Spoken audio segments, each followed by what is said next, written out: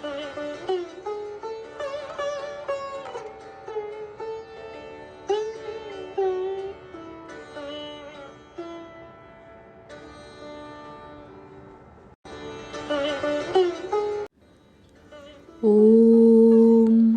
यथाग्निर्दाहिका शक्ति रामकृष्णे स्थिता हिया सर्वविद्यास्वरूपां तां शारदां প্রণমাম্যহম। শ্রী শ্রী মায়ের কথা। স্বামী অরূপানন্দ। 29 অক্টোবর 1910। উদ্বোধন ঠাকুরঘর। আমি। ছবিতে কি ঠাকুর আছেন? মা। আছেন না? ছায়া কায়া সমান, ছবি তো তাঁর ছায়া। আমি। সব ছবিতেই তিনি আছেন? মা।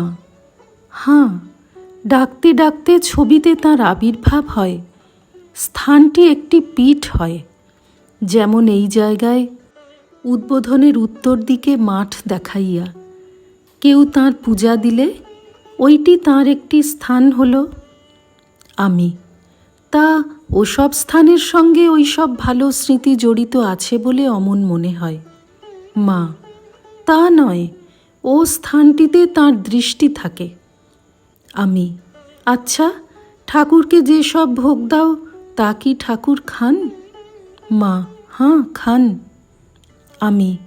কই, কোনো চিহ্ন দেখি না কেন? মা। তাঁর চোখ থেকে একটি জ্যোতি বার হয়ে সব জিনিস চুষে দেখে, তাঁর অমৃত স্পর্শে সেটি আবার পরিপূর্ণ হয়, তাই কমে না। ভগবান বৈকুণ্ঠ থেকে নেমে আসেন যেথায় ভক্ত থাকে। কোজাগর পূর্ণিমার দিন লক্ষ্মী বৈকুণ্ঠ থেকে পৃথিবীতে আসেন। যেখানে যেখানে তাঁর দৃষ্টি থাকে যান, পূজা গ্রহণ করেন। আমার শাশুড়ি কামারপুকুরে দেখেছিলেন 14-15 বছরের মেয়ে, গৌরবর্ণ, কানে শঙ্খের কুণ্ডল, হাতে হীরের বালা, বকুলতলায় দাঁড়িয়ে তার সঙ্গে কথা কয়েছিলেন। শাশুড়ি জিজ্ঞাসা করলেন, হ্যাঁ গা, কে তুমি? লক্ষ্মী বললেন, এই আমি এইখানেই আসছি। শাশুড়ি বললেন, আমার ছেলেকে দেখেছ? পুজো করতে গেছে, রাত হয়েছে, এখনো এলো না। লক্ষ্মী বললেন, হ্যাঁ গো, সে আসছে, চালকলা বেঁধেছে। এই যে আমিও সেইখান থেকেই তোমাদের বাড়ি আসছি। আমার শাশুড়ি বললেন, না মা, বাড়িতে কেউ নেই, এখন এসো না। এই রূপে বারবার প্রত্যাখ্যান করায় আচ্ছা আমার অমনি দৃষ্টি থাকবে বলে দেবী অন্তর্ধান হলেন।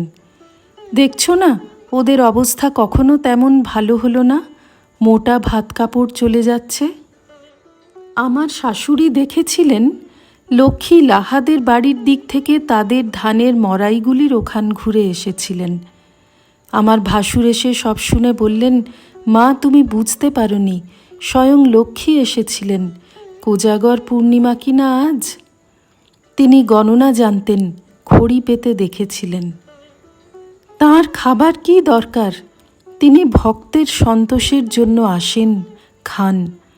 প্রসাদ খেলে চিত্ত শুদ্ধি হয়, এমনি অন্ন খেলে চিত্ত মলিন হয়। আমি। সত্যই কি ঠাকুর খান? মা।